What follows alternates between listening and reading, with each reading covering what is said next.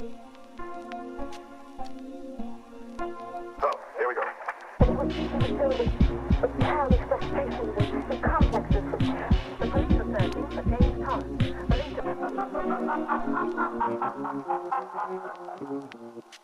Hello, hello, hello. You're listening to Midnight Movie Gang. It is currently 8:08 p.m. Night Movie Gang. My name is Elsie, and I'm here with my buddy Kwawi. Say hi, Kwawi. Hello. Hi. Hi. First time on the pod. Be nice to me. Yoroshiku onegaishimasu. First time on the show. For those of you just tuning in, if this is your first episode, which this is episode 95, I hope you come in earlier. Holy moly. But if this is your first episode, which I expect I want people to go through and be like, oh, I want to hear what they hear about that movie. This is a show where we talk about genre films, sci-fi, horror, lesser-known movies. The concept is like, like it's 2003 and you're up real late and you're flipping through random channels looking for something to watch and there's something weird on at like 1 a.m. and you're like half fucked up and like you're just zoning out into the boob tube, into the cathode ray ethosphere. That's the kind of vibe we want to curate here. That late night midnight vibe. 4 a.m. candlelit cable viewing vibe. The candlelit cable viewing vibe. 4 a.m. You fall asleep and you wake up and suddenly you're in a world that's being advertised to by means you don't understand. Exactly. You fall asleep with your Domino's pizza on your chest. Your Domino's pizza. Fucking Mountain Dew like in your lap and your dog licking spilled it up. all over the place. Just really portraying an image here. Absolutely. But yeah, you wake up to the TV saying, "Does this happen to you?" And it's a man with a Domino's pizza and a Mountain Dew can spilled on his lap. And suddenly the surprise causes you to spill your own Mountain Dew. Yes, it has happened to you. Period. But tell us what we're doing today, Elsie. So today we're talking about. So this episode is pretty much going to be part one of a Jordan Peele extravaganza. I've wanted to talk about Jordan Peele's unofficial trilogy with y'all, specifically you and Walker, which is who is going to be on the second episode, God willing, the second part when we record in person. Because how do I put it? I really wanted the black perspective, the black nerd perspective when talking about these movies, because I think that even though I think, as far as like being explicitly about race as like a core theme, obviously Get Out is the most direct of them. Like race has 100%. It like there's like subtext, but like as far as like I think there's a larger discussion to be had outside of the movies themselves beyond the fact that like Jordan Peele really kind of being a pioneer in like being a black filmmaker in this particular kind of space where it's like something that I love about, and we'll get into it with this movie in particular, Nope. Is that I think this movie Nope homages a certain type of genre movie that I in particular grew up loving, that I've never seen black faces be like the center of these kind of stories. And I think that like Jordan Peele is a pioneer in bringing like black faces into the types of stories and types of films and into genres that we don't see them in these roles for, which if there is a black person in like one of these monster movies or one of these like kind of 90s cheesy horror films, usually they die first. Absolutely. Usually they're there to say damn and hell no, I ain't going in there. Oh no, you ain't gonna make me go in there. And then they go in there and then they die. And then they go in there, really just kind of in which we'll kind of get into. And what I want to start off with, we're gonna the candles that burn twice as bright. And they burn for half as long. Exactly. Those are my boys. Those are my legends. The legendary figures of those who came before yes, exactly. us. Those who died first. The legendary black characters who died first. Absolutely. Died first so that the white people may make dumb decisions here on. Well, here's the so they can entertain us. Really, my theory is that the monsters and the villains in horror movies, they kill the black guy first because the black guy would really be the one to save everybody. They'd solve it. Yeah, they 110%. Exactly, they would solve it. They would know exactly what to do. That's what they did in fucking Nope. Yeah, that was all solved by R2. Arguably one?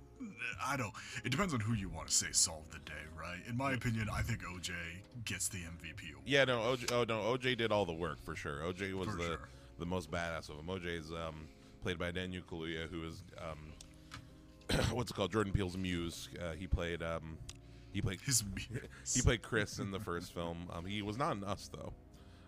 But yeah, talking about Nope in particular is like, sorry, excuse me. Mainly what we're going to talk about today. But before we get into that, what's it called? Kwawi, I want to get your kind of history with your history with like Jordan Peele's. Like, at this point, you've seen all 3 of his movies. We're gonna rewatch Get Out for the second part of this to kind of get a holistic image. But like, you've seen his movies. Like, what did you kind of know about him going into before seeing? I assume Get Out was the first one you saw of his.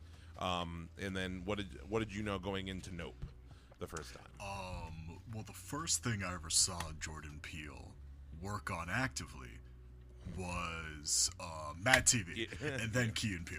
And I bring that up specifically because I think it is actually really important to his legacy as a creative. You know, we say that this is his kind of first foray, however you pronounce it, into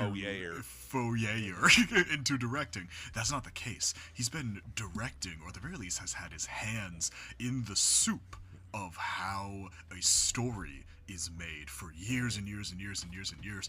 And you see, I think, a lot of inspirations for what is to come from his earlier incarnations of sketches from Key and Peele. There's horror sketches that quite literally, I think, kind of prelude to the idea that, Jordan Peele's got some fucked up ideas. Yeah. Like, he's got some raw ideas. And I think that he's always kind of had them in his mind. And and this is now the chance to get them out completely unfettered, not under the illusion of comedy. Or the stipulation of for 5 minutes, sometimes less. Now you get to tell your story. So I specify that because that is my initial experience. After that, though, it's been the movies you showed me. It was Get Out first, and then Nope, and then Us was the last one I ever watched from him. I'm actually super excited to see him. Him's gonna be cool. That comes out this weekend. It's gonna be fucking hype. I was talking to Court today about all of us going. They're excited about a group. God, I'm so ready. We were thinking this might not be for the people at home. We were thinking about going to Olive Garden beforehand or afterwards. Let's go. Absolutely, 110%. Right now they got that fall unlimited pasta deal going on. Ooh, what do you mean this ain't for the people at home? I think everyone wants to hear that Olive Garden's got the unlimited fall pasta. If you wanna talk to us about him, come meet us at Olive Garden. I have a lot of I have a decent amount of experience with, at the very least, just seeing his movies, and I don't take it for granted the fact that I was watching them with someone who is very knowledgeable about these types of films, which is to say you. Who are you talking about? Don't worry, I ain't cheating on you, babe, don't worry. So it was nice, but outside of that, I mean, like, I've enjoyed every single movie thoroughly. I have really, really, as someone who does not like horror, like as someone who, let me take that back. I love horror, but I can't sit through horror because it really affects me on a deep emotional level. I really do enjoy the themes of horror, of thrillers, of psychological terror, but I enjoy them so much that they sit with me and they make me genuinely uncomfortable to a point where I can't handle it.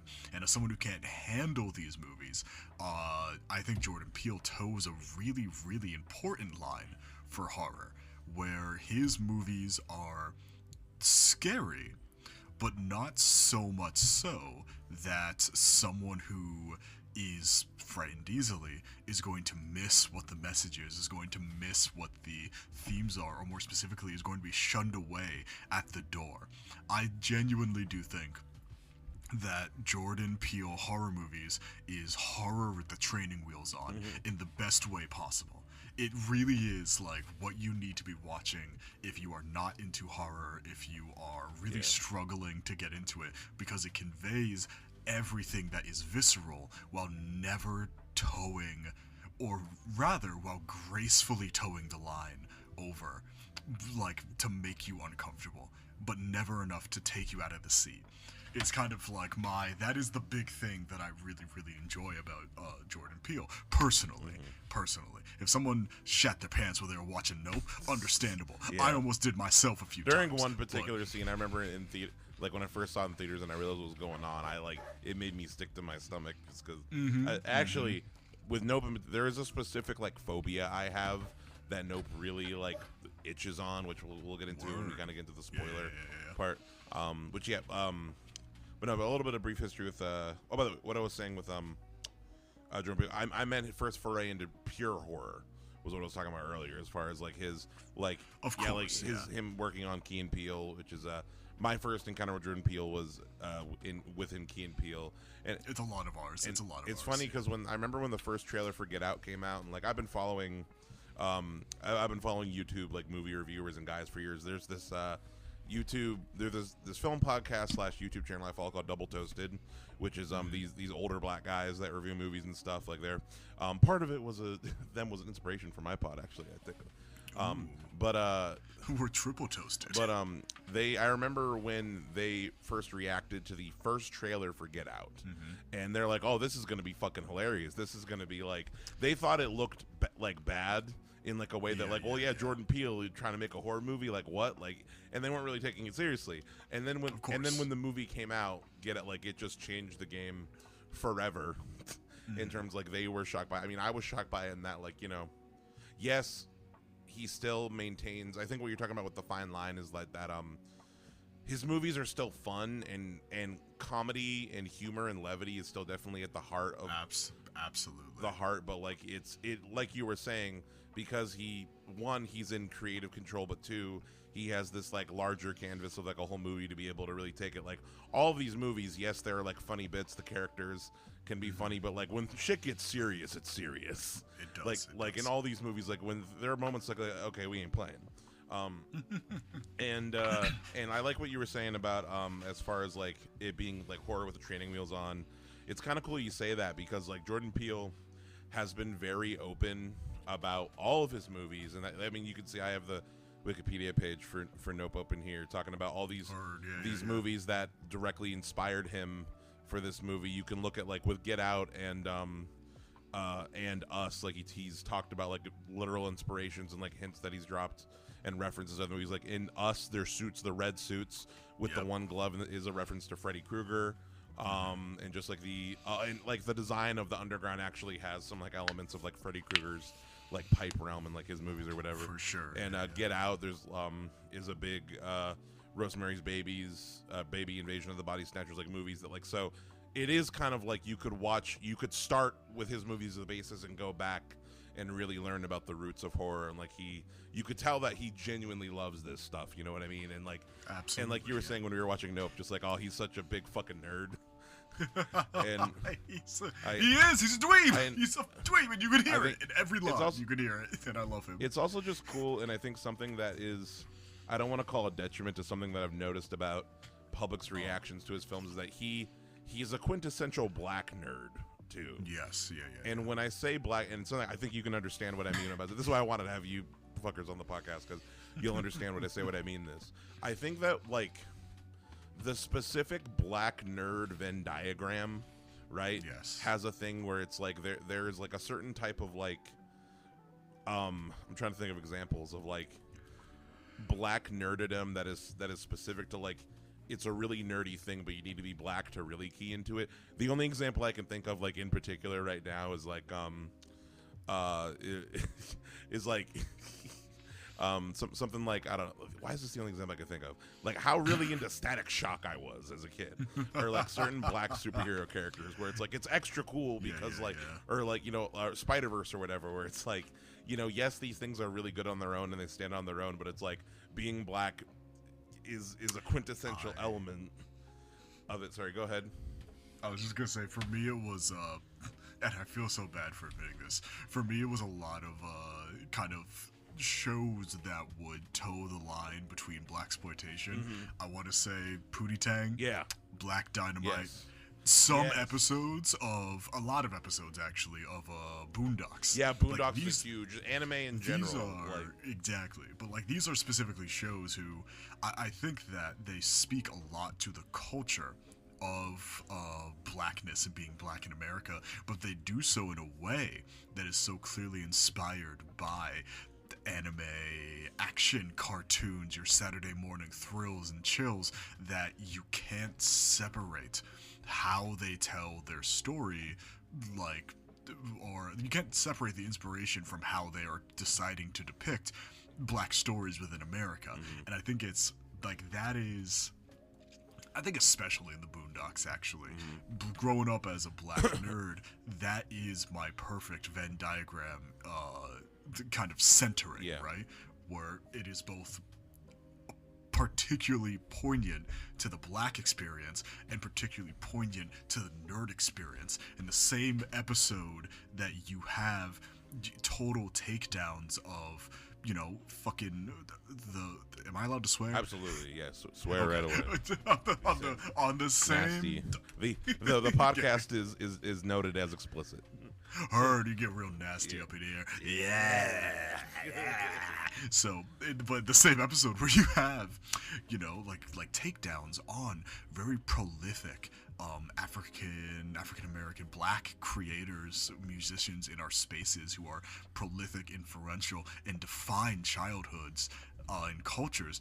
You have, you know, Riley beating up ghosts of dead rappers, and that's nerdy as fuck. That's so nerdy. And so I feel that this is, it kind of sits within that same Venn diagram. Yes, 100%. Where all these movies are very nerdy, very, I think, I want us to... Just say that. Continue. I feel like I've got my point mostly. No, I get what you're saying. This conversation is around me, but this is slightly off topic, but like something that... This is only one specific avenue, by the way, in which I'm connecting kind of black culture to something like American black culture, something kind of we consider nerdy, especially in, I've talked about on this podcast, is that, so like I love martial arts films, for example. And this is connecting to the Asian cinema aspect, like martial arts films, samurai films, etc.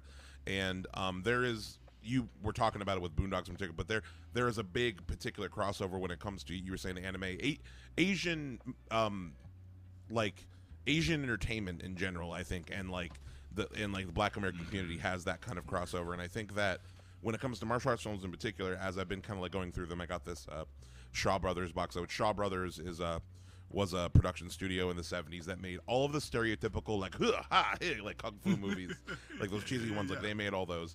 The reason why, there were a few reasons why those really hit Black Americans in like in a particular deep way more than like white America at that time.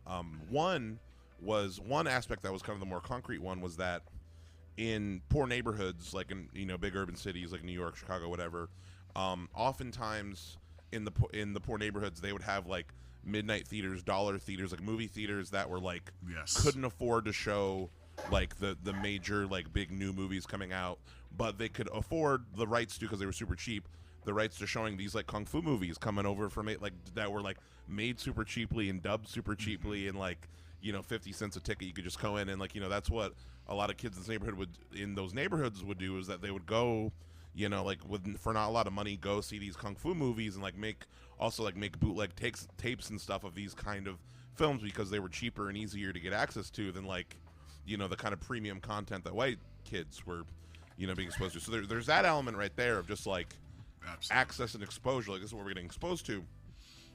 And then something else that I think is important about that too, and something that I think in particular, like, you know, like why Black American youth really connect to these things is because even though, these are stories about, they're not stories about black people, but they're stories about people who aren't white.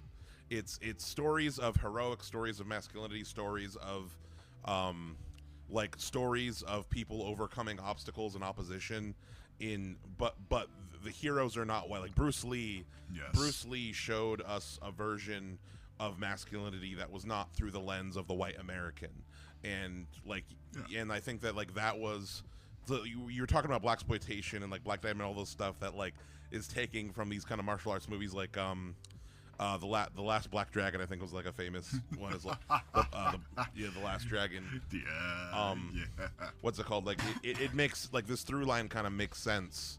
To what I was saying, just as far as like just it's whiteness is tough. It is. I mean, but I guess I just want to like, as a, it's not big, but like I'm thinking about, you know, Black Dynamite, one of his big things is that he was the man on the street you didn't want to mess with. Why? Because he knew kung fu. Exactly. That was like, the man trained in the mountains of the Himalayas, and it's like there's I think a little bit of that crossover. Yeah. Right, where it's, as you were saying, these are these cross-cultural medias we were exposed to. Yeah. Black America was exposed to, and thus the creators take that and have it inspire their own works of fiction. Yeah. These are I think that what really helps define blackness and black nerd culture is this melting pot, this breaking of the boundaries. Because when you're a black nerd, more often than not, you're not just a nerd, you're into things that are not of classical Americana culture. Like, most black nerds are into, anime. And I don't think that's, maybe it's an overstatement. But I think that most black nerds are into that shit. And I think that it doesn't take long for people to find examples of black nerds who are just, generally speaking, seeking some form of identification, some form of otherness within cultures that is not white America. Because it's hard. And it's hard to be I think especially back in the day, it was really hard to be a black youth in white America because we didn't have much that we could latch on to ourselves that felt like ourselves. So we were kind of being trained from an early age to be adaptable with the media that we watch. Westerns weren't catered to us. Yeah. If you grew up watching Westerns, you already have the training you need to watch a film noir. Yeah. Because these are both not of your culture. There's no culture shock. Stoic white protagonist who goes around hitting women, and he always knows. That's the thing I feel like with white. This is just me kind of talking about Westerns, talking about the noir films, and like these kind of James Bond is in there too, like these white examples of historical masculinity in film. These guys are always the best at everything right from the jump. You know what I mean? Like these kind of like white, like the man with no name, like all these kind of guys, James Bond, like they never have to improve themselves or like have to build themselves up. Whereas like a big element of all these other stories we're talking about, like with martial arts films, anime, like all these like black like are all very much just like, no, we had to like earn what we got here. You know what I mean? Yes, like it's always half of martial arts movies are like, I have to train to beat the big boss. Like all these are stories of earning. Yeah. These are stories of becoming something that is worthy of standing at the station you want to. Yeah. Which is actually, I don't think it's a hot take to say very in line with the lives of what a lot of black people experience. Yeah, no, just basically having to overcome struggle, just in general. Yeah, just in general, or more, just earning your place. Yeah. A lot of us have to earn our place, and even those who are born with a little more privilege than the others typically are still spending a lot of their lives earning their place. If not in youth, it is in adulthood. If not in adulthood, it was probably in youth. Like we're always on this path of earning. And so you're right, those stories where Bruce Lee finds himself stacked at the beginning of a movie against someone who's way better than him, who's leagues above him, and then has to spend the rest of the movie finding himself to beat this guy or whatever. I've never watched a Bruce Lee movie. Well, no, just like the first, by the way, I have seen Jackie Chan. I'm basing this off my Jackie Chan knowledge. The first Bruce Lee movie is called The Big Boss, and that is pretty much the story. Or the Bruce Lee movie, The Game of Death, is literally just he climbs a tower fighting a new boss at each one. I do know Game of Death. I'm sorry, I lied. I do actually know Game of Death. But that's like the classic There's one. some sadness about Game of Death in particular. Is that was the movie. He actually died before. He basically only filmed the last third of Game of Death before he passed away. So like the rest of the movie is kind of like they're using like a Bruce Lee stand-in. They don't really show his face that much. Like he's always wearing sunglasses and shit. But then the last third of the movie, it's him, and you're like, whoa, it changes everything. But it's funny. This whole conversation is making me think of just talking about earning the place. There's a band I follow called Black Rabbit. And they're like an indie. They're these two brothers, indie rock band. Which yes, they are black. It's important to the context of this band called Black Rabbit, and they kind of got like started getting viral by they were busking doing Beatles covers in New York City, but they kind of look like these are dark skinned brothers. They look like people. They talk about like people will come around the corner and or they'd see us and they not hear us play and they assume we're gonna play Bob Marley or something, and then we'd be playing the Beatles, and they sounded like the Beatles too. And it's just the two of them. And I remember I showed my mom a video of them. I was like, it's these black dudes that do Beatles songs. And I showed her the video, and she's like, wait, there's only two of them? Like, yeah. She's like, oh, the black man got to work twice as hard. She's like, aren't there 4 Beatles? Aren't there 4 Beatles? They got to work twice as hard. So, no resting. Exactly. But no. That all plays into, and to tie it back into Jordan Peele, the thing I was, as far as like, we were talking about the Venn diagram, nerdy, but the thing that I think might be a bit of a disadvantage when it comes to these movies' reactions from the public and from black audiences in particular is that I think that like Get Out is the most inclusive as far as like you not just black nerds are into Get Out, as far as like it's one of those movies where it's like I remember seeing the first time I saw Get Out in theaters was with a primarily black audience, and it was a great experience. But like I think that's something I've seen when Nope and Us, Nope in particular, because I saw Nope when I was living in Ohio. And I remember talking to a lot of my coworkers about it who saw it, like some of my black coworkers, and a lot of black people in particular that I talked to really weren't a fan of Nope.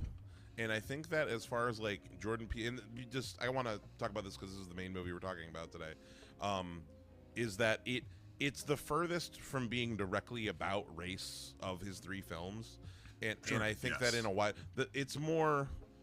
Like, in the wider sense, Nope is, like, more just about, like, exploitation in general, not just of humans, but of animals, just about exploitation of things that shouldn't be fucked with anyway. But for me, and it's kind of listed here on the Wikipedia page, like, I grew up loving these kind of 90s monster movies that it's representing here. A big one here is Tremors. Talk about Jaws. Tremors, to me. Nope and Tremors are, like, mirror movies to me.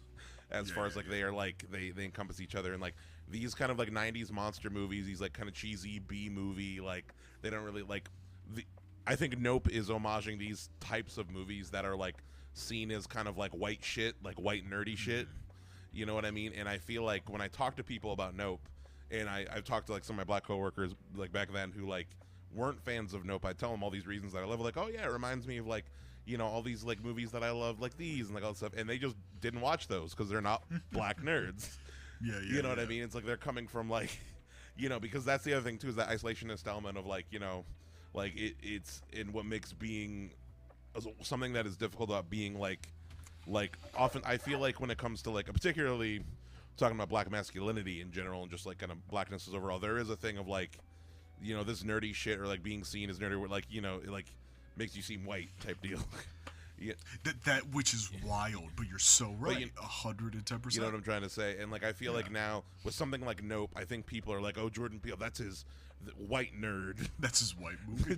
Nope is his white movie, or whatever. That makes sense. Or I don't know. That's like a kind of mentality that that is a kind of mentality and reaction I've seen to Nope, and I think an element of like why Nope wasn't as well received. And also just something that I think Jordan Peele keeps coming up with all of his movies since Get Out is that like.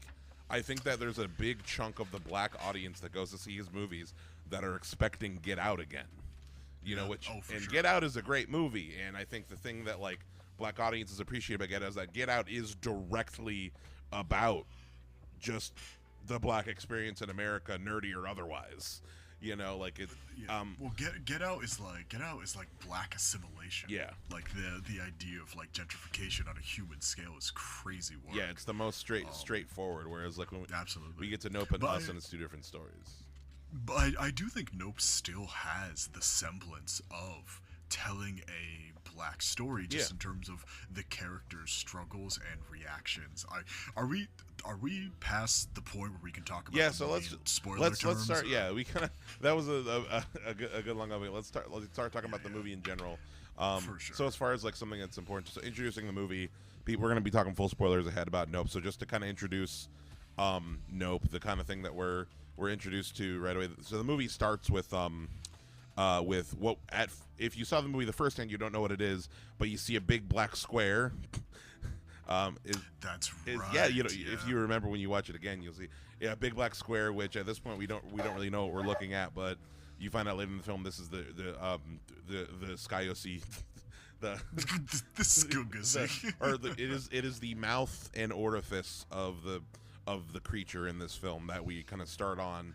The cloaca, if you want to be scientific. The cloaca flying through the air, and we zoom in and it shows like the video of the old video of the. It is like a famous video of the black jockey on the horse, like riding like the first like film, quote unquote shot. Which by the way, the whole story of like the Haywood family and like who that guy being their great grandfather, whatever, is completely fictionalized for this movie. We still do not know, and Jordan Peele talks about, we still do not know the identity of that black jockey in the real life film. Like, I like to think that he is an ancestor of us all in spirit. Yeah, you know? Every black man's great grandpa. He's the driving soul of every black man's heart. whoever got back up on that horse, you're a part of him. Indeed, he's a part of you. Sorry, continue though. But yeah, no, the movie. Yeah, we start with that, and then we cut to OJ Jr., played by Danny Kaluuya, and Otis Jr., OJ, and the whole reason the OJ was on purpose, naming him OJ, and then his dad Otis Sr., played by Keith David, who's not in this movie that much, but I feel like makes a pretty big impact for the little parts that he's in. They're training the horses, getting ready, and then metal shit starts falling from the sky. And Otis dies by quarter very violently through his head. But what did we were talking about? What did you want to say about the movie you were talking about? Yeah, well, I think that you just kind of to draw a connection back to what we were talking about earlier. Which, by the way, we can jump around to different parts of the movie, even though we're gonna loosely go through the plot. Yeah. Like you can mention, like, oh yeah, this part later in the movie here. I'm definitely going to mention a few parts later in the movie. I think two specifically right now, because I kind of want to stake my claim here and say that I think that this movie is I think it is a black horror movie, but I think it's a lot more subtle about how it goes about it, because I think that a lot of monster movies have to speak in metaphors, like all of them do.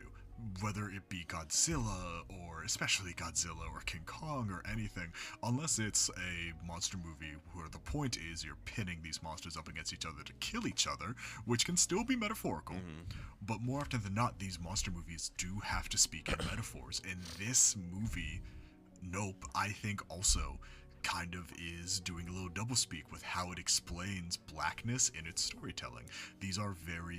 This is a black story in the simple way of, this is a story about Otis constantly needing to prove himself. Yeah. What we were talking about earlier, where a lot of black stories have that element of proving oneself. And M2 as the main ending. M2, absolutely.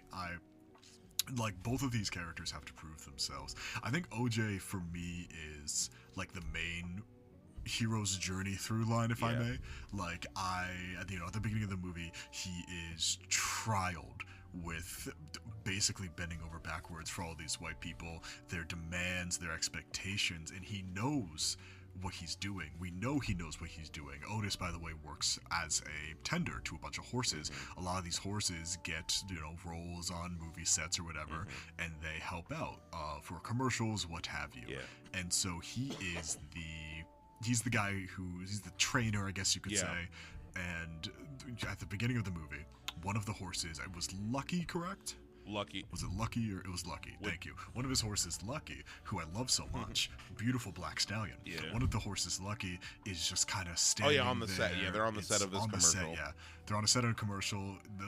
Lucky's standing there. OJ is there tending to him, and OJ is immediately so shy. He's uncomfortable. He's uncomfortable. Like when he's talking, he's not looking at anyone.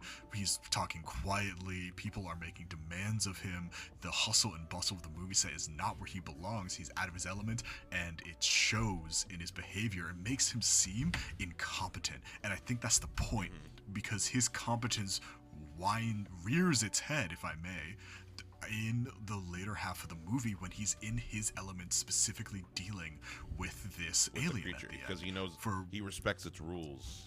He knows how to deal with animals, and the creature, as it's defined later on, is an animal. It's more, or at least how they define it in the movie, it's like an animal. So OJ is constantly needing to prove himself in the movie. Where he starts from is a place of absolute incompetence, unconfidence, and where he ends is a place where he is allowed to flex the knowledge and the competence that he always had, but that just wasn't allowed to flourish underneath the rule of the white man is what I want to say, but that's so dramatic. But you know what I'm talking about? Like underneath the manufactured setting that movie set that was entirely run by white people. I mean, I think not to say they're evil. I think it's just a thing where it's like he doesn't have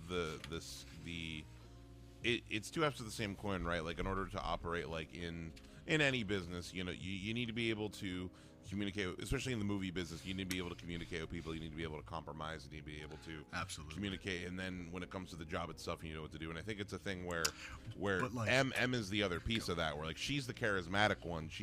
And I think it's a thing where it's like their father ran this business before he died by quarter. I think what they insinuate is that like Otis Sr. was kind of both of his kids, and that like he was able to be a charismatic, and even the people on the set talk about like, where's the older guy? Where's the other? Where's Otis? We liked him. Where's Otis? Where's Otis Senior? And whereas like and maybe M might have been the one to be more at the the figurehead of, or maybe she's the one who should have been trained more because she has more of the natural charisma that in order to make it in the business, quote unquote. But I also think to that extent too, if I may, I believe is a good example of like she's playing by the rules set up by this industry, right? Yeah. Because she is very charismatic, but in the movie, in that very first diatribe, when she's dealing with the people, she never talks like that again throughout the whole movie. Yeah. Like it is 110%, in my opinion, I think, like totally manufactured. It's double speak, and it's the type of shit that I do on a daily basis when I be working my sales with white people. Like you put on a specific voice, you act in a dignified and proper way. She's code switching. She's code switching. Yeah, 100%. She's code switching 100%, and I think that I think that ultimately it still betrays the idea, right, that even if she is more apt for this specific setting, this is still a setting that is manufactured to not be attainable to black people. Mm-hmm. Like absolutely not. And so that's kind of what I'm getting at, right? Like Otis is stuck in the situation manufactured to be untenable by him.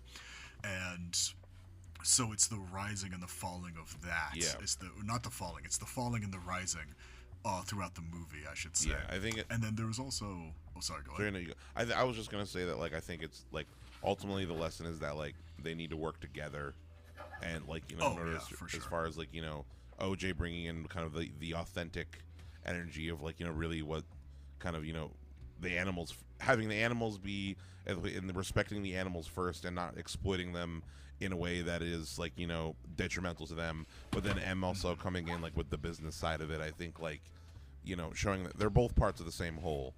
And something else I wanted to mention real quick is that, and Wikipedia doesn't say this, this movie actually opens with audio of the Gordy attack, for sure. of the which comes into play basically like there's a chimp attack on a set of a sitcom that comes in later. We see a little snippet of it in the opening. I just want to mention that real quick.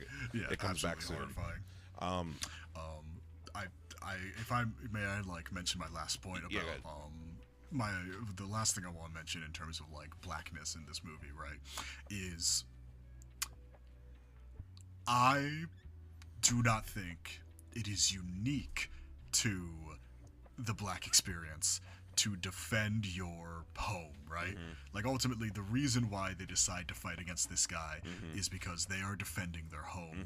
But I do think that the expression of the reason is very uniquely black, where at one point M approaches, once they find out what's going on with the alien, and once they find out that they could just go if they wanted to. They could just leave. Yeah. Real talk. Fucking book it, move to the other side of the United States. Yeah. Fine. But the big white alien's gonna push them out. Exactly. But Otis, he doesn't really stand defiantly in respect to his home. He just quietly says, "There's work to do." Yeah. I can't.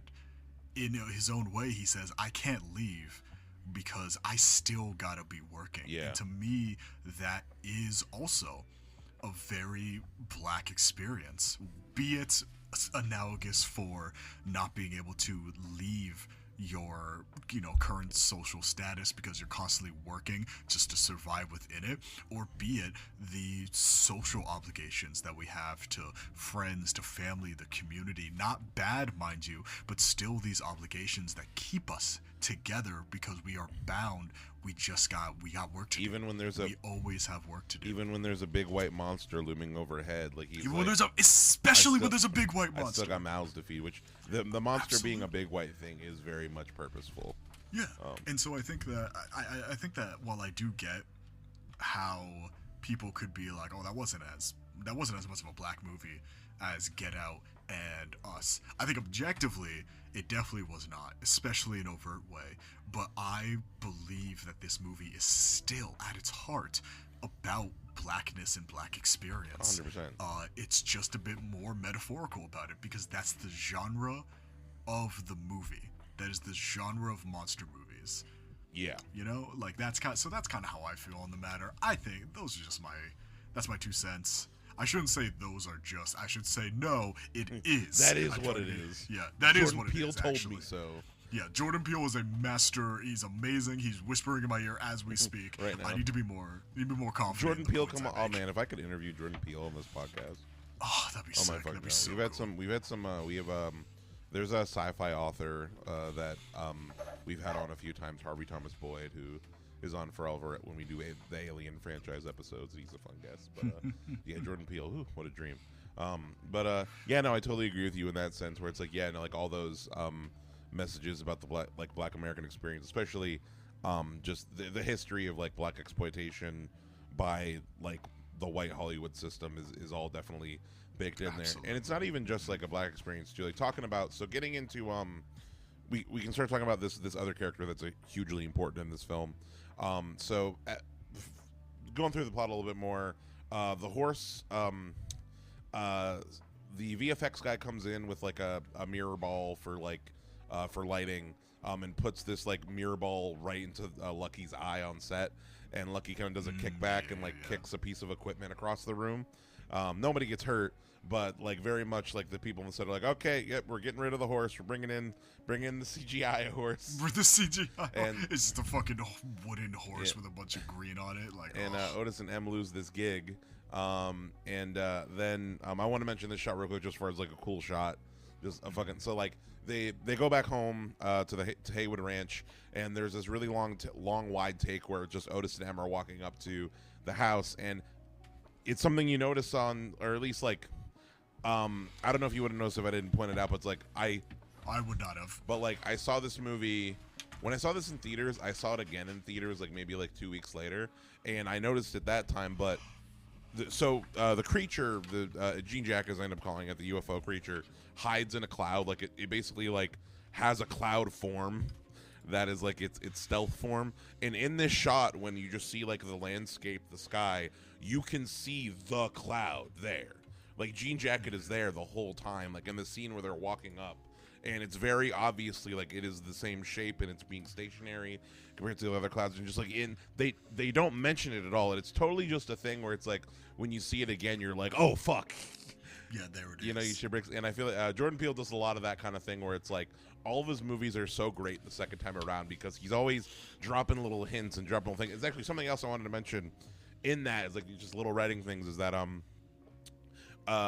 what's it called? M gives this whole planned speech about like the Haywood farm, talking about like, yep, our great granddaddy or whatever, like on the horse, and she forgets a grate, and Otis like pops in like great, and she's like, one more grate, that's it. And later in the movie you see M watching an old like an old tape of her dad doing the same speech, and he's going like, yep, my great granddaddy, like Keith David. Yeah. And so it's clear that like she's practicing from this tape, but she has to add one more grate. And like she obviously, because she memorized the tape, she forgot. It's like that's why. Just all these little point. My autism brain loves all these little details.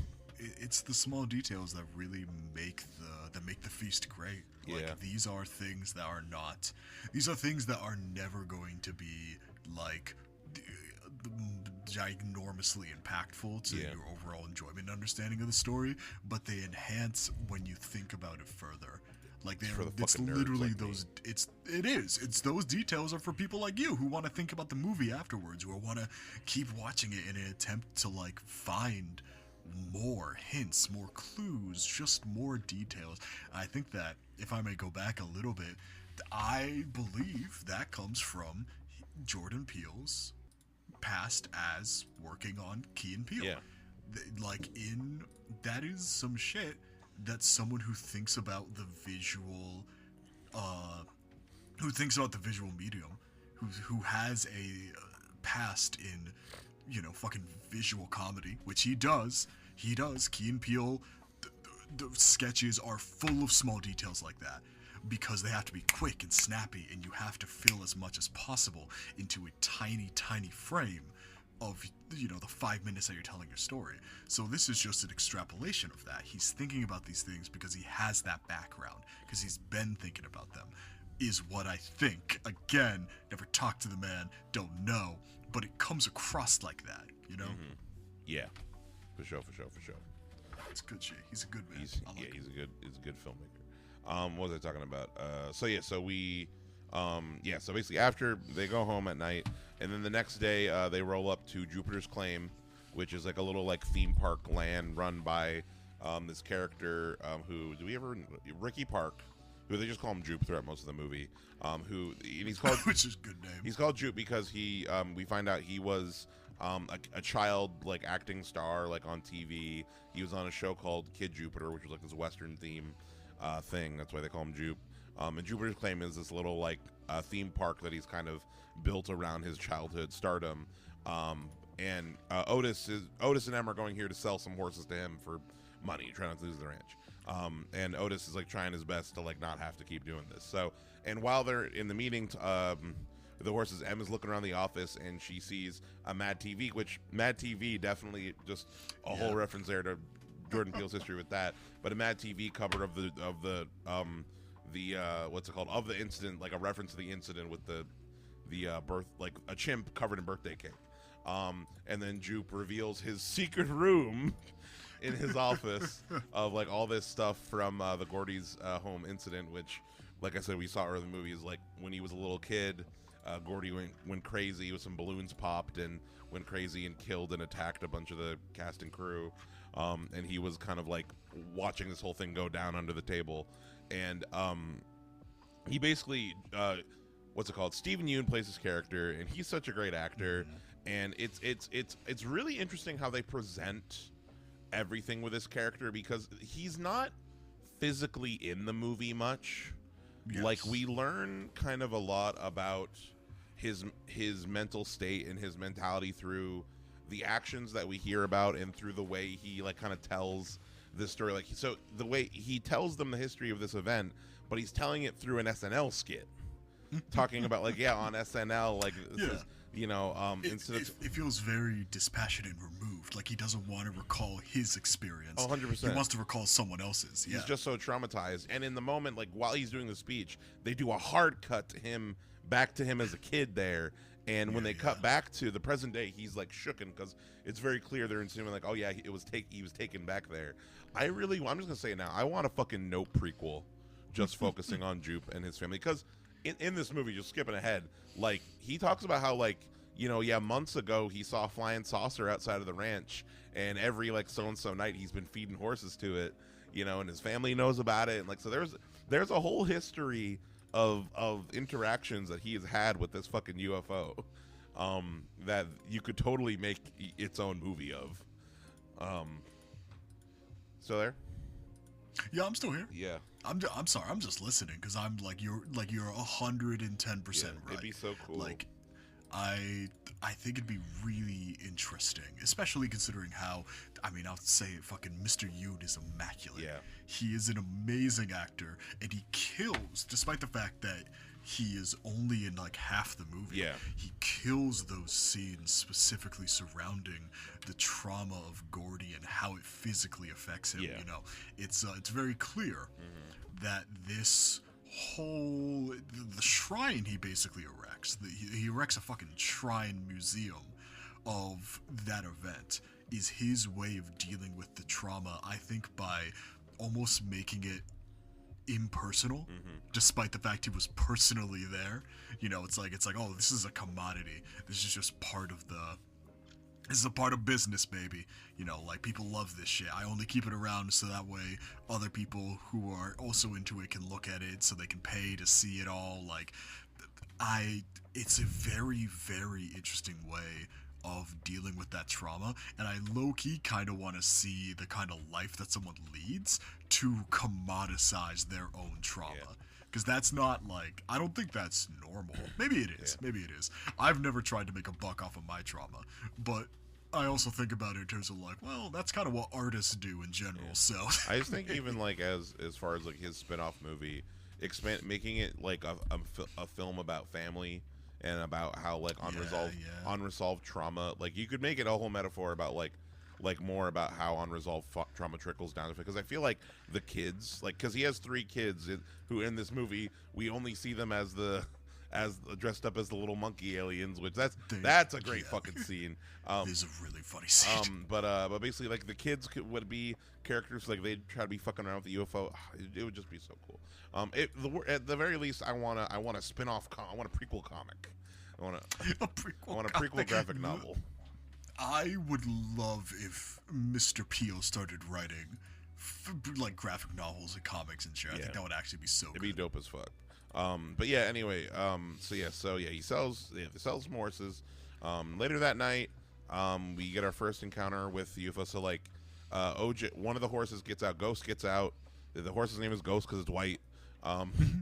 Ghost gets out of the pen, and Otis is kind of chasing him down, and he sees Jupiter's claim off in the distance, like, which later on, like, if you go back and listen, like, this is Jupe practicing for the show, the big show, the reveal, and you see off in the distance, like, some weird shit being sucked into the sky, and Otis for a real, and I love the little, I don't know, the sound effects, like, it's really just cheesy funny. When he sees the UFO go past the clouds, you just get a little music sting, just a little quick, you know, with it, and he's freaked out. I think they do a good job building up the reveal of the creature, but 110%. It's a slow burn. Yeah. For what it is, it's a really slow burn. Yeah. But what's it called? So then he's talking to Em about, like, yep, I saw a UFO, or he's talking about, like, they talk about the Oprah shot. What's it called? So he talks to Em about, like, yeah, there's a UFO. What are we gonna do about it? And then we cut to them at Fry's Electronics Store, which is this electronics store with the UFO crash into thing is, like, a famous, like, LA spot. Like people, like, it's a famous storefront. And their plan is, like, they're gonna go get a bunch of security cameras, and they want to capture this thing on video and sell the picture to sell the picture of the video to Oprah and make a fuck ton of money, because M's like, yeah, like, I saw one, they offered like $100K on this one site I checked, which this part of me is like, no one would buy it. As in, like, no one would purchase it, or no one would believe it? Both. Because, like, I think, because I feel like nowadays, I feel like it'd be a thing where it's like, if anybody even if there is real footage of a UFO, I think no matter what, people are always going to be like, well, it's fake, it's AI, especially in the era of AI. But then again, this movie came out in 2022. Yeah, it didn't take place in the same era we live in now. Like, I think the era of deep faking was kind of just beginning back then. And you could always, of course, even on film, you could doctor the images even back in the day, but it was definitely it's definitely a lot easier now, for sure. Yeah. Like, a lot easier now, for sure. So I think that you probably have more people willing to believe. I think you would have definitely more people willing to believe, especially if they already were, like, you know, if someone's already asking for a UFO picture, they're probably not asking for it to present to a committee to make a case for they exist. They probably think it already exists, you know? They're just waiting for confirmation. Yeah, period. They go to the electronics store, we meet Angel, Favorite, small cast overall, but Angel's such a fun character. He's iconic. He's iconic. So I remember the first time I saw something I like about Angel is that, like, to me, he doesn't seem like a character who would be a main character in this movie. Like, he totally seems to me like a one-off, like just in the credits he'd be like asshole store, tech store, Asshole store. Asshole Best Buy genius. Yeah, he wouldn't get a name or anything. Asshole Best Buy Geek Squad. And basically he's they're talking to Angel about like what they need it for, and how, like, yeah, we've had power outages, and like these power outages have affected our phones. And he's like, well, you see, power outages don't affect your battery because they run off their own power. It's impossible. He's kind of giving them some sass.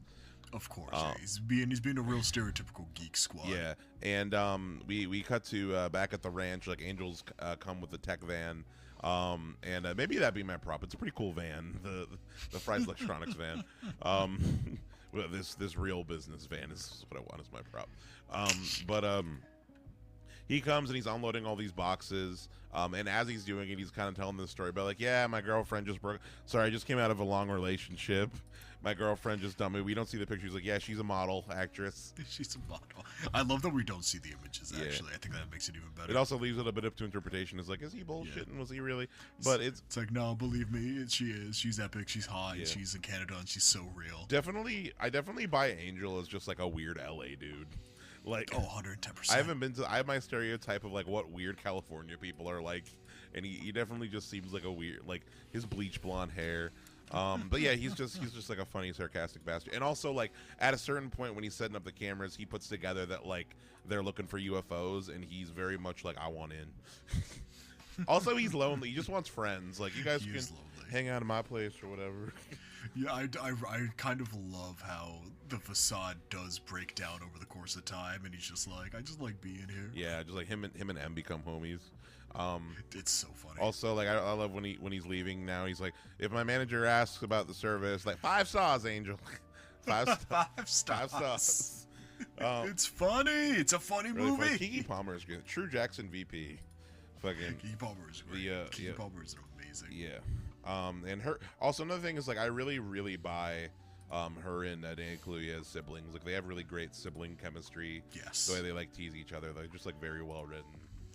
Especially like later on, there's that part like, this motherfucker brought a non-electrical camera.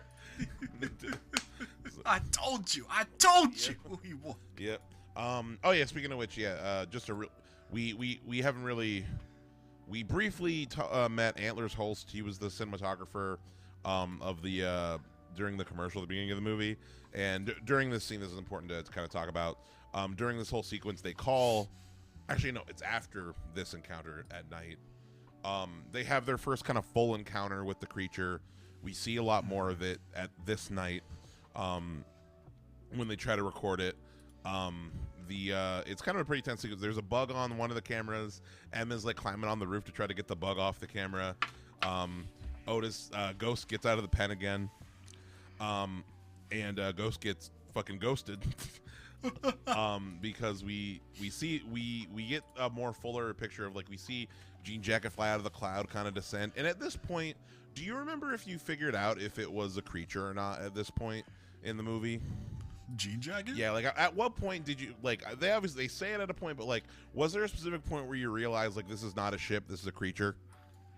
It was the point I realized it was a creature was when, oh my god, I don't remember specifically, right? Like, I believe that at a certain point after watching it, like, suck things up, after watching it suck up a horse, after watching it suck up Ghost, I think that sometime after that, I just kind of quietly made the connection between it being a creature, because of the spitting of the metal of the rain at the beginning of the movie. I thought to myself, like, well, why would it do that? And I think at that point, it was kind of inkling of, like, oh, it probably ate the horse, and that's probably it spitting or shitting out anything it can't digest. And but, like, if you want me to, was there like a line that cued me in? No, I think it was just those two things in combination at some point made me think it's probably alive. What's it called? Yeah, no, for me, I really kind of didn't something I remember at this sequence, looking back at it, I don't remember if I like really was conscious of it, but like during this sequence where it's looking for Ghost and um looking for OJ, you can see what's it called? Like the way it's moving in and out of the clouds is very much like a sea creature, kind of like going through some, I don't know, fucking coral or whatever. Yeah, at this point, just seeing like it's doing kind of, it doesn't seem as much like a piloted ship at this point. Sorry, we skipped over an important sequence. OJ, somebody turned the lights on in the barn, in the big barn, and OJ goes to check it out, turns the lights off, somebody turns them back on again, and he encounters like in the shadows, and it's I love this part because even after knowing that it's a bunch of kids in costumes, it's still creepy every time I see it, just because like the way it's framed, the music, Daniel Kaluuya's performance, like so basically, we don't know it yet, but like basically there are these kids that are dressed up as little aliens that kind of like, they have these like furry suits, and I actually like the design of it because it's a good combination between chimps, which obviously Jupe based these costumes after Gordy because of his fucking trauma, and like alien. It's like a nice meld. But yeah, these kids are in the barn basically like creeping out, making the clicking noises that beep beep beep beep beep beep. Or the fucking freaks. Yep. Yeah. And then like one is like staring Otis down, stands up, and then one like sticks its head out. Like when that's when you know it's game, when it's the second one sticks its head out sideways, and I think we get the first nope from Otis, which there's a lot of great nope title drops. There's a lot of good nopes. I feel like all of those had to be like perfectly scripted. Yeah. Right? Like every single nope, I don't know if Jordan Peele likes ad-libbing. I bet not a single one of those nopes was ad-libbed. It's like, nope, you gotta say it here. Obviously, it's also the natural thing to be like, nope. Nope. And, fucking nope. And, not doing it. OJ starts to go away, but he's still recording it on his flip phone, by the way, which this is the era of smartphones, but he still has a flip phone. Another thing of him being kind of stuck in this traditional, you know, like not connected kind of thing. Or just poor. That's true. Poor. Working poor. But what's it called? Or Otis Senior definitely wasn't a tech savvy kind of guy. He probably didn't care about having like up to date technology type deal. But what's it called?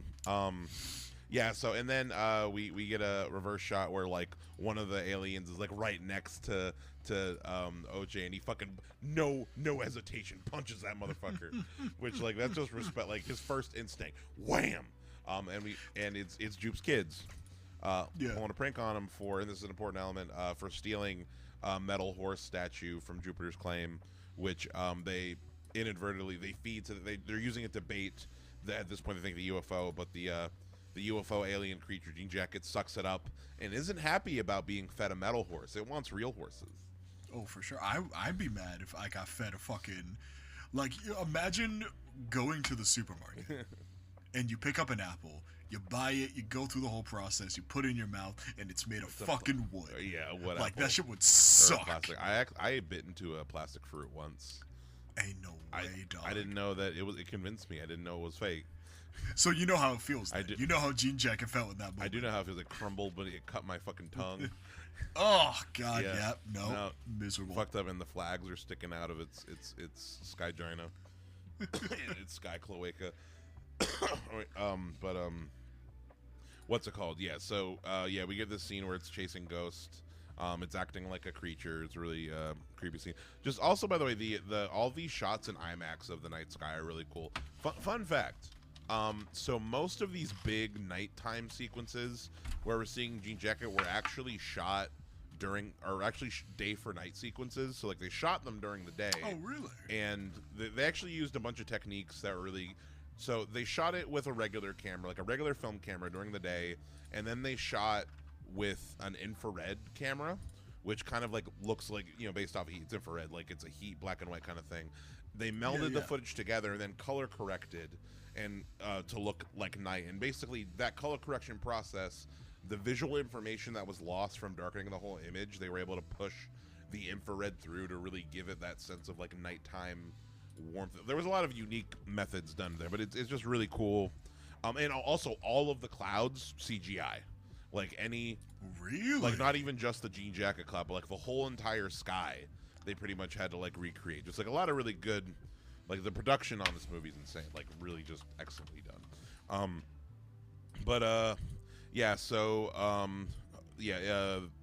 Jean Jacket sucks up Ghost. Ghost is dinner, and we kind of get our first like creepy inkling of what's it called? We get our first creepy inkling of Jean Jacket, where the horse is still screaming as it's being flown through the air, which is a thing that's going to It's horrifying. Yeah. That's going to continue. What's called the next day. We get cut to the next day. Angel rolls up to the farm and tells them, "Look, you guys notice it?" And there was security footage going the whole time. We find out that it's hiding in a cloud that's not moving. We see the security cam footage. It's real creepy. And then we get the part where they're looking at the cloud, the three of them, and they're like, "What kind of ship would be like that?" And then OJ just goes, "What if it's not a ship?" There it is. And then we get the rest of the Gordy sequence after this point. We go back to the Gordy's home thing. We see more of it. We see more of the attack. We see little kid Jupe, Gordy looking at him and approaching him, which I wanted your opinion on this. So Gordy has attacked everybody on this set except for Jupe. He comes up to Jupe calmly, and Gordy holds out his monkey hand for a little fist bump, which is like something that they do on the show. It's like part of the monkey fist bump or whatever. Why do you think Gordy didn't attack Jupe? Because I think one of two reasons. One, Jupes wasn't making eye contact with Gordy because his eyes were covered by the tapestry of the table. Yeah. Two, because Juice was the only one not acting the fuck up. Everyone on that set was freaking the fuck out. Everyone but Jupes. We only saw one active chase, one active murder with the ape. And it was the dad of the sitcom. And when he came down, he was yelling, he was aggressive, he was moving quickly, like all these different things that, if you ask me, we kind of all learn at a certain age. That is, to an animal, active threat. Yeah. Like, that's kind of conveying, like, I'm gonna fuck you up to an animal. When it comes to an animal, like, you want to de-escalate, like, you gotta be calm yourself. Exactly. Typically, you have to be the calm one. Yeah. It's rare that you need to be so aggressive, and more often than not, when you do have to be aggressive, it's not so much aggressive, it's more like big. Make yourself big but calm to kind of show, hey, don't fuck with me, but I'm not fucking with you, kind of thing. And I think that Jupes was the only person on that set who was kind of following those rules of nature. And so to that extent, these are it's paralleling, it's making a parallel with why OJ succeeded with Jean Jacket. The difference is that OJ knew intrinsically what Jupes had like accidentally fallen into that day. Is what I believe. If I had to be exact, if I had to pick one, I do think it's the no eye contact thing. Yeah. Because when Jean Jacket, when they finally make the conclusion, when OJ is like, well, if it's not a spaceship, well, if it's an animal, they're immediately like, don't look it in the eye. Don't look it in the eye. Because animals don't like being looked in the eyes. They bring it up at the beginning with Lucky kicking on the set, like it is a big thing. So would I be surprised if that was the reason? No, because then it'd be a third iteration of don't look the animal in the eyes. It's not gonna fuck you up. A little before me and Court left Ohio, we were at a cookout at a friend's house, and somebody brought like their very aggressive dog, and Courtney reminded me, like, just don't look the dog in the eyes, and I felt like I channeled OJ. Like the dog was like near me and sniffing me at one point, and I felt exactly like during that scene at the end when like he's on the horse and he's not looking. He's not looking. Like that was me. And it worked. I bet that's what you gotta do. It did work. The dog that's ignored me. That's what you gotta do. Yeah. But yeah, no, definitely. I think it's the eye covering for sure. And the important thing about this thing, though, is that this whole experience gave definitely so after Gordy gets shot, after they do the little fist bump, and Jupe is very clearly traumatized by it. He's got the blood all over him, kid Jupe. Yeah. It cuts to adult Jupe, very clearly reminiscing on this thing, and like this is like, and it's pretty clear, like from, you put it together. I know a lot of people were like confused about this plot line, but like it's pretty clear when you put the pieces together, like that experience definitely like wrongly imprinted on him that like, oh, I'm special. I'm the animal kid. I'm Kid Jupiter. Like Like the animals love me. I can control the uncontrollable. You know, like I'm a special boy. I deserve this. And we see him do his like it's the first show of the Star Experience or whatever where he has this whole cheesy. I love the music he has for it too. It's like so this funny. like rodeo, and the best fit in the movie. He's got this like cowboy jacket, and when he turns around, he's got like the UFO stitched into the back. It's a fly ass fit. And he's given the whole kind of spiel about like me and my family months ago encountered a flying saucer floating through the mist. And It's so dramatic. it's so dramatic, and he's like, "We're gonna make a sacrifice or whatever." And he pulls down the curtain, and Lucky is in a glass box, and he's trying to get Lucky to come out of the box, but there's a reason Lucky's name is Lucky. Good luck. Lucky knows. Lucky knows not to fuck around. Exactly. Also, Jean Jacket is pissed at this. Like, it's very clear. Like if Jean the alien is like acting aggressive because it was fed. Its insides are Fake horse. Yeah. fucked up by the fake horse. And it proceeds to come and eat everybody, all the cactus slushy, which everything, everybody and everything in this little showcase presentation, the whole crowd, everybody. There's a really creepy shot of like, and I didn't notice it's like one of the second time I saw of like you see as you get a close up of Jupe's face as he's looking up at Jean Jacket sucking them up. And in the background, you see the shadows of people being sucked up. It's so eerie. It's And, really good. Yeah, this is like the part of the movie that disturbs me the most as far as like I have a very specific phobia of being eaten, actually. Oh, Like as far as like being not even just by like a giant creature, but I had a very vivid nightmare in going back in middle school of this is gonna sound so stupid. I had a nightmare in middle school that my middle school class and I were like stuck on a deserted island.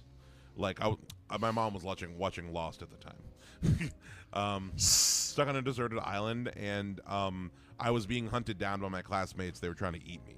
And That is I'm sorry, buddy. That's really funny. it's funny. It's like Loki. That's a really.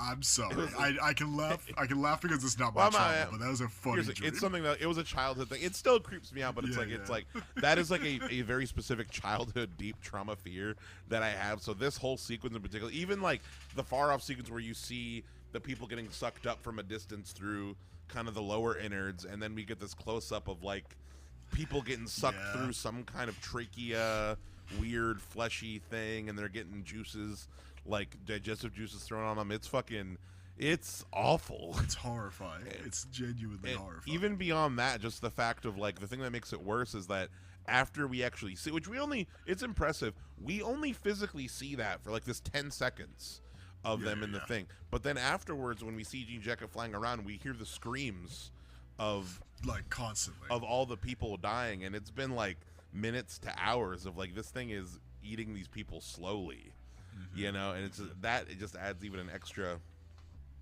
just fucked up shit. Yeah. What animal digests shit quickly? That's a good question. Like it's very much like an amoeba, and it's something where it's like I love another thing that like kaiju stories in general. Like the fact that we know that it's a creature now, it's taken on a bit of a Lovecraftian element, you know. And Jordan Peele talks about in the behind the scenes of this, where it's like, what do you do when there's something where it's like we're like krill to this thing, you know, we are like this thing's like we're not even anything, you know. Yeah. So and then Jean Jacket poops onto the Haywood house, dropping coins and blood and a bunch of blood onto the house. Which that was Jordan Peele's Shining reference, I think, in that part.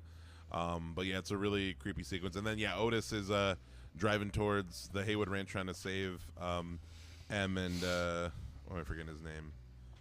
Angel. M and Angel. And we get my favorite note with the movie, which is like he drives too close, and that's not the car shuts down because Jean Jacket erases like EMP. Yeah, you know, it's electromagnetic field bullshit. You know the standard movie EMP. And was it his car is stuck, and the rain is clear around him. Jean Jacket's very clearly above him, and he peeks his head out of the car just a little bit to look up, and he see lightning flashes, and he sees Jean Jacket's Skyossi, and it's right in front of him, right above him, and we get the nope. And just a close up of his face, and he's just terrified. What I love the most about it is that it really takes its time, because he gets out of the car, he looks up, closes the door immediately, and now he's just like fidgeting, he's adjusting. You can tell he's kind of thinking about it, he's weighing his options, and after like a palpable 15 seconds, it's just, nope. He's just shaking his head like, nope, not gonna do it. It's so funny how it comes after like just such a long deliberation. I love it. So the timing is perfect. Yeah. No, it's just it just really goes to show. Jordan Peele has talked about this before, as far as like a lot of the rules for what makes a good scare, what makes good horror, also works for comedy, and that like all it is both is like setting up expectations and then like coming at those, like resolving those expectations in an unexpected way, you know. And it's the same thing with like, you know, like what's aliens are scary, UFOs scary. What's scarier than that? Like a big. By the way, when I watched this movie with my buddy Christian in college, he's a big nerd, and he and when we were watching it, like I showed it to him like after getting out in theaters, and he's like, maybe it's not a ship, and he's like, what if it's a disc-shaped Cthulhu beast? And from then on, you know, it could. I just think now whenever I see this, I'm like, disc-shaped Cthulhu beast.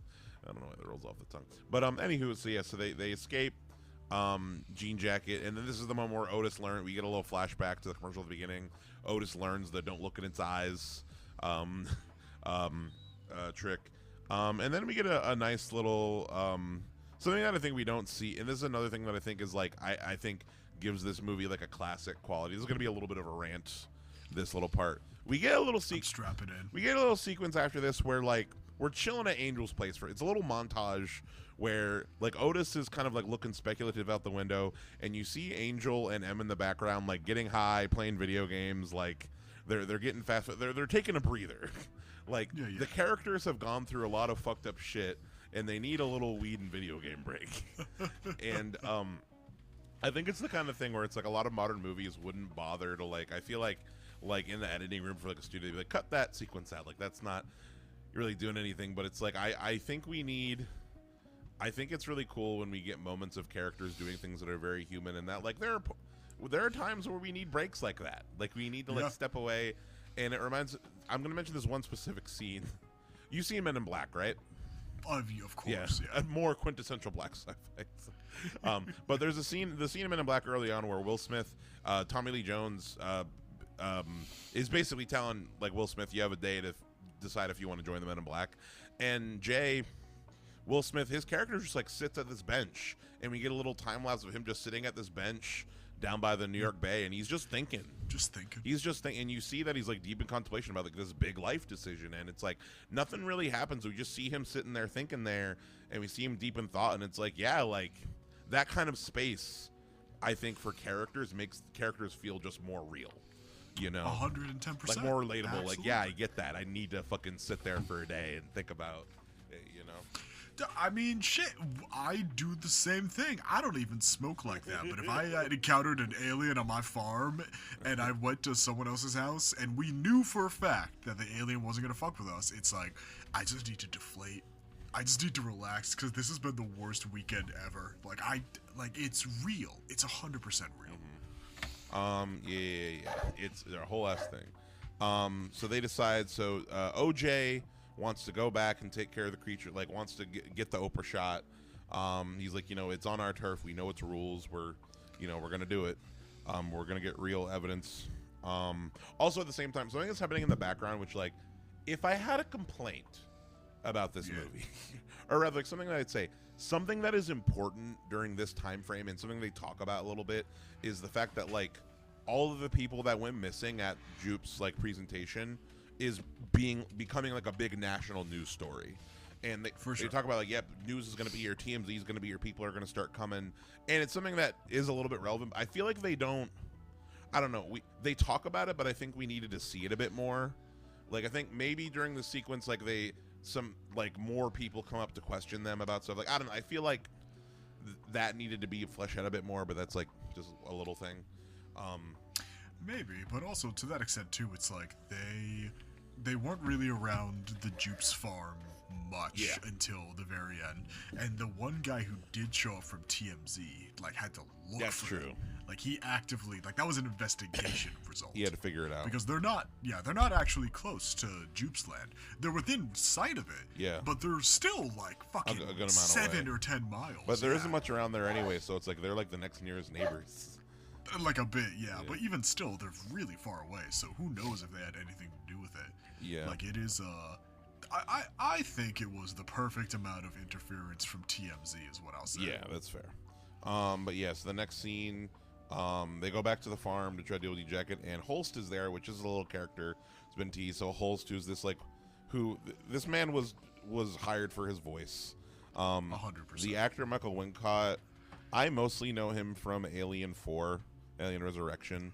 He's like the captain of like the crew of mercenaries or whatever, and he just has this gravelly just this really intense voice, and he says intense things, and he's, if my throat wasn't fucking shot, I'd try to do it too. No, it's such a good voice. He's kind of this what does he represent? I mean, well, he represents death. Like there's a scene where it's like, oh, okay, you're the fucking Grim Reaper, like straight up, like as far as the visual. So like a quick offhand, he takes some mysterious prescription pills, and he also just like, his character is obsessed with, when we do see him, he's like watching images of predators attacking prey, and like he's all dark and moody, and like what I gathered is that this character is dying, and he's trying to like capture something that like makes his life worth it. You know what I mean? Like for sure, capture spectacle in a way to make his life worth it. And there's a shot where he's taking some pills, he's got his dark hood on, this black cloak, and he looks like fucking the Grim Reaper in this shot, and he's like smiling over an angel. You know? Oh, Grim Reaper and an angel. More shit. Funny. And he's a fun character a lot. He does this like, basically, they need him because he brings a film camera it's a hand crank film camera that doesn't. Yeah. No electronics. No electronics. Just like a hand crank film camera that'll work. So like that's why they need him to get the shot of Jean Jacket.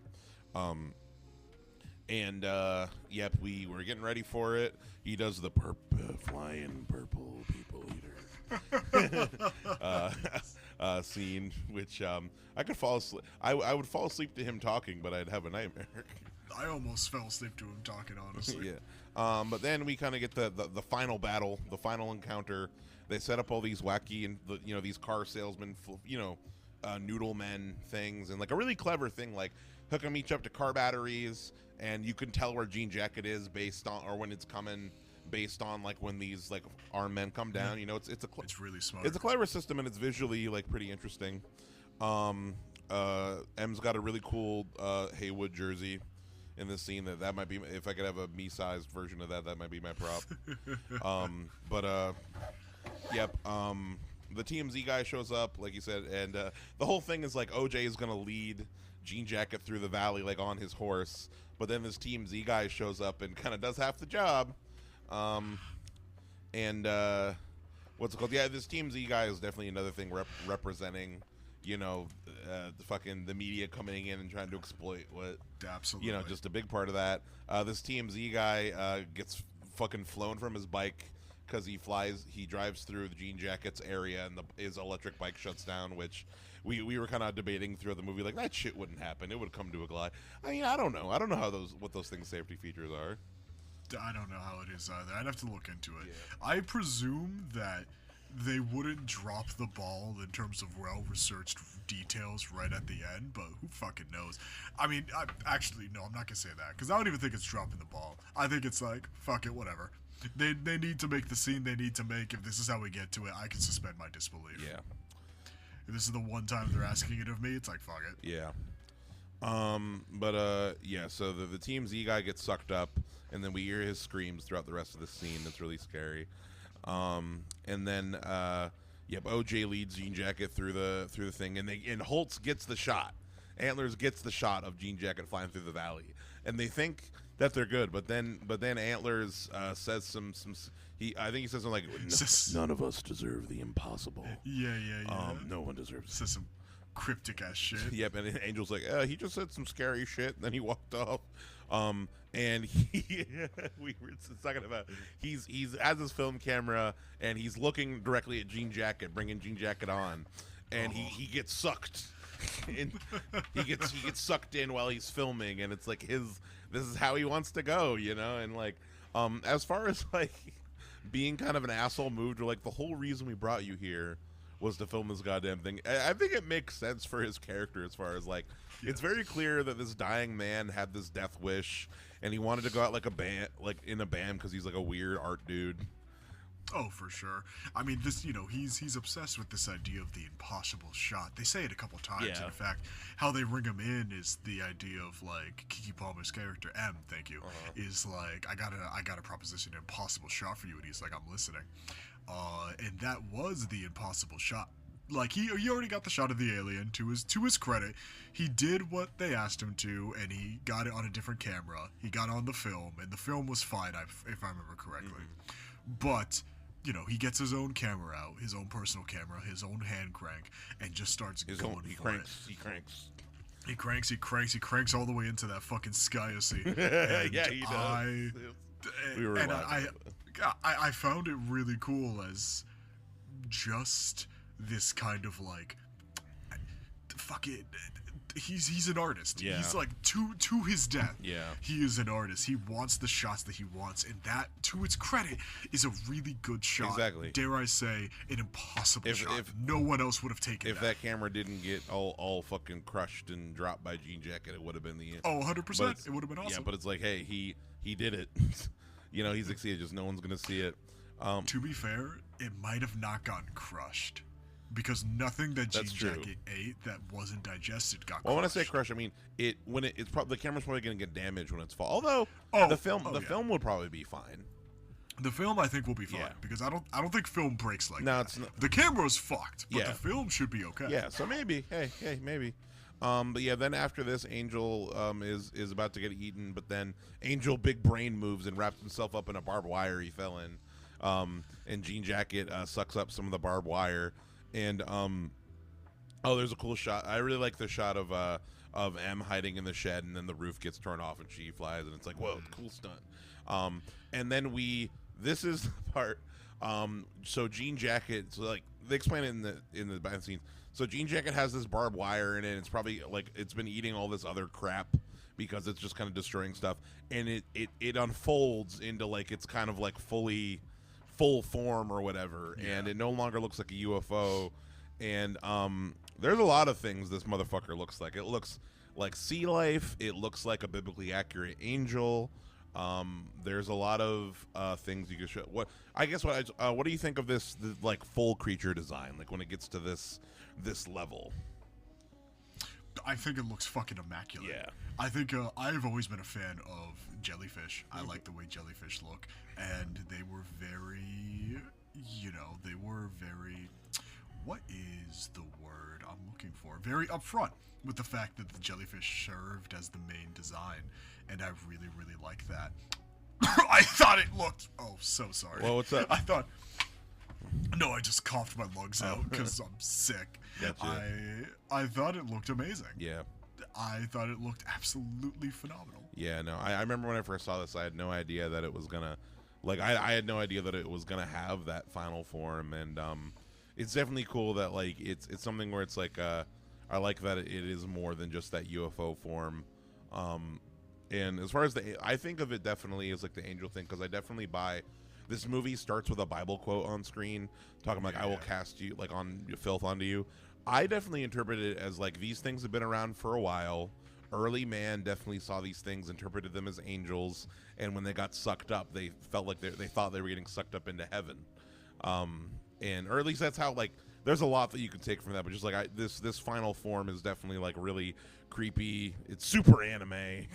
Incredibly so. It's very Evangelion.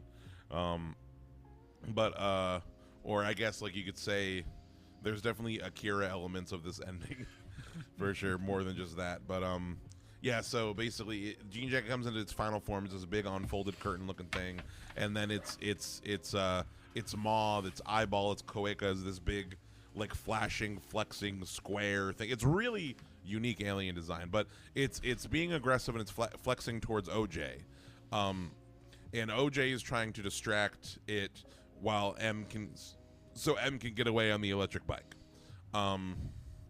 and so this ending. And M and OJ gonna have this like final thing where she doesn't want OJ to sacrifice himself, and she's crying, and it's real emotional. And then the bike activates. She does her cool bike across the desert, and then we get the best live action Akira slide ever recorded. And it's straight up like fucking Jordan Peele, you fucking nerd. I think that's exactly the moment when I said he was a nerd. Yeah. And then so we get a Chekhov's well camera. Basically, M goes back to Jupiter's claim, and there's a big Jupiter floaty. What's it called? Like a big balloon. It's like a big balloon in the shape of a cowboy. Like a parade balloon, of Kid Jupiter. Yeah. She unhooks it, flies it up into the sky. Jean Jacket sees it as a threat. Like it has a big eyeball that's open, so Jean Jacket thinks that's looking at it. And M is timing the camera, the camera in the well with Jean Jacket attacking it. And she gets the Oprah shot.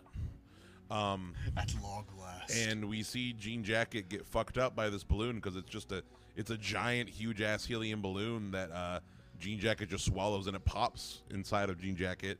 And so I don't think it's dead. I think it's damaged, but I don't think it's dead. I think it's still floating in the air, but that's just my interpretation. But it gets fucked up by this thing. And the movie ends with some news is arriving, and while the news is arriving, M looks out at the exit to the Jupiter's claim, and the sign that says "Out Yonder," and OJ is there on Lucky, and I don't know if there's a lot of different interpretations. Some people think that he's dead, and she's looking at his spirit. Some people think that he actually did make it. So some of the more interpretation yourself version of this ending. Mm-hmm. What do you think? Is OJ alive? How do you feel about the ending? I think he's alive. I think it's a bit silly to assume that he's dead.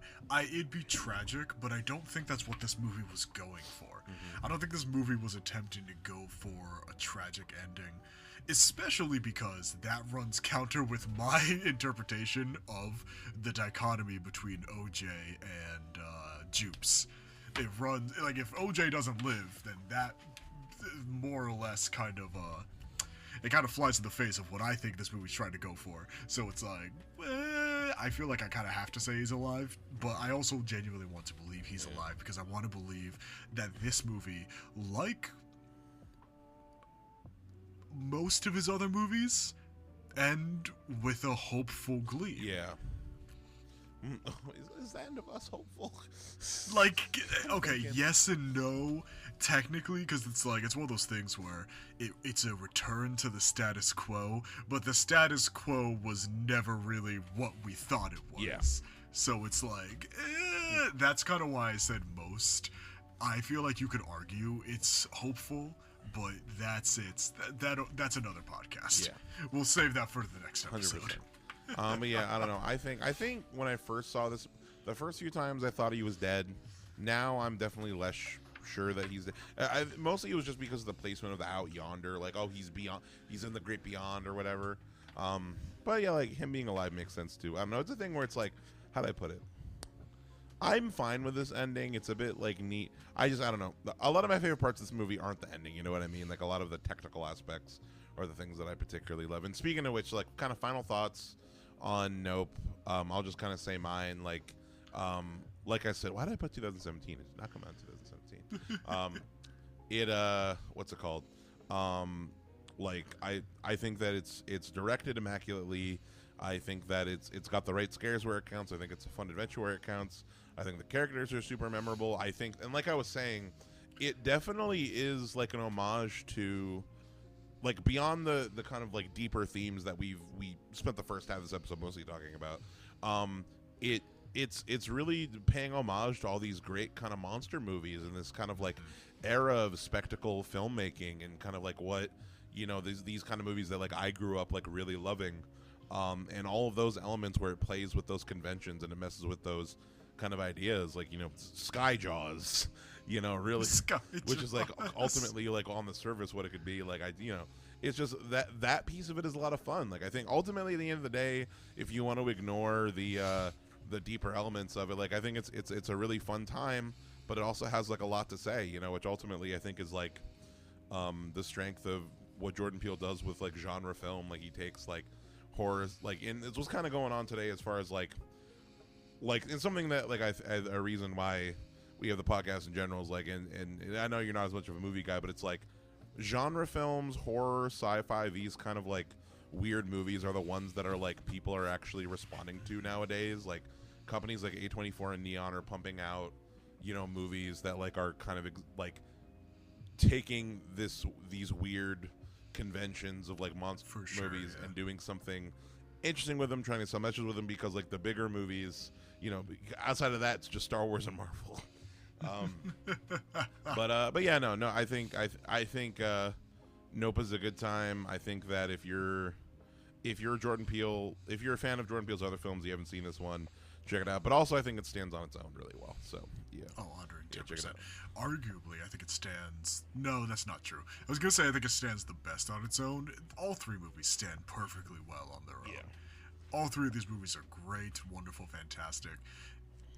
Arguably, I like Us the most, but this isn't about us. Us is This isn't about us. Yeah, this isn't about. We'll talk more about us next time. Yeah, this is about Nope. Nope is so good. I think I'm gonna rewatch Us again in the next few days before we record, just because I enjoyed Us the most this last time we watched it. Sorry, but I want your thoughts on it.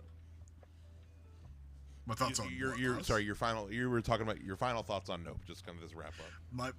Generally, as far as Nope is concerned, I think that Nope is I think that Nope is, out of Jordan Peele's catalog, the most different and currently the most ambitious in terms of what kind of story it's trying to tell. No, I think Us is the most ambitious. I think Nope is the most different. Okay. Nope is going so many places. Nope is telling such an interesting story, but never really allowing you, never really making it obvious kind of what type of story it is, and I really, really like that. I'm actually so into how almost confused and frantic Nope feels at times because of how well all the puzzle pieces come together at the end.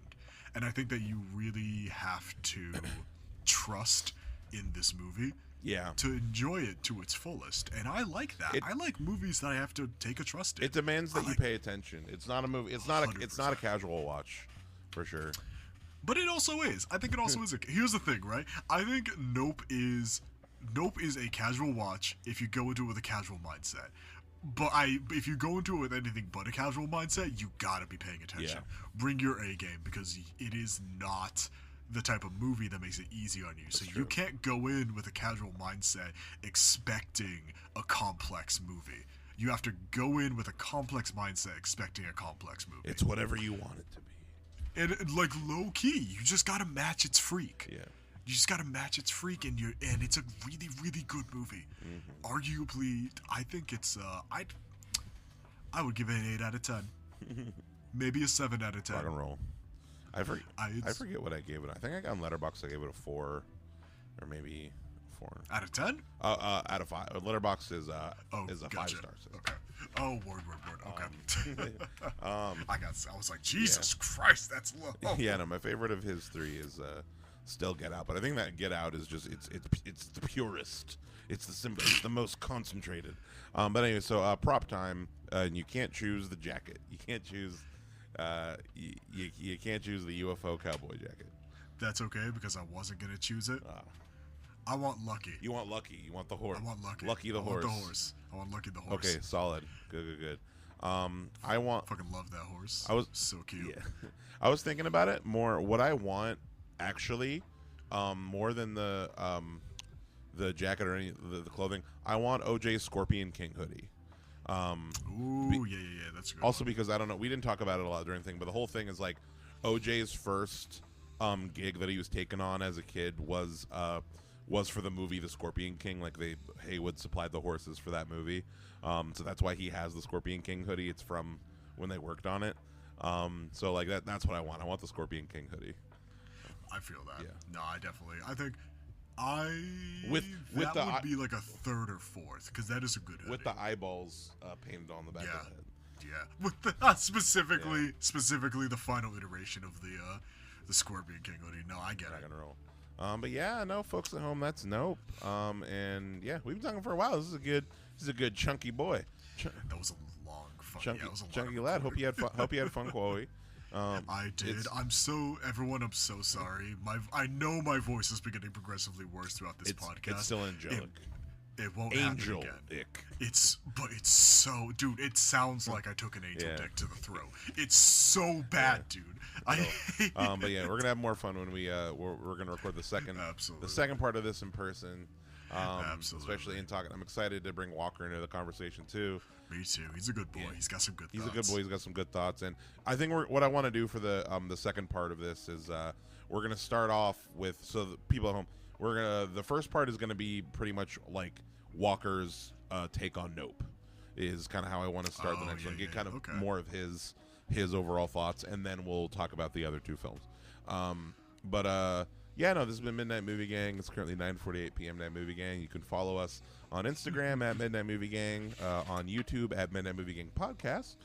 You can go to www.midnightmoviegang.com to go to our website. You can listen to the show on there. You can go to our Etsy shop where you can buy some custom VHS tapes. Just go follow us on everything. Tell your friends, tell your people. Tell you black nerds to go and follow us, and I hope you guys have a nice night. Goodbye. Have a good night. Bye-bye.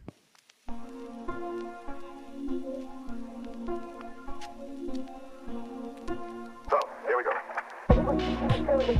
With childish frustrations and complexes which the police are searching for James Thomas, believed to be the lover of Miss Williams, and her partner in the horrible murder of Walter. We grant everybody that I'm here to hold on. Oh, please tell me where this going. Please tell me. Sorry, I don't know. How hopeless have I got in here? 3 tickets to Albany on 6 o'clock train 290. What do you mean, Special agent, Special agent,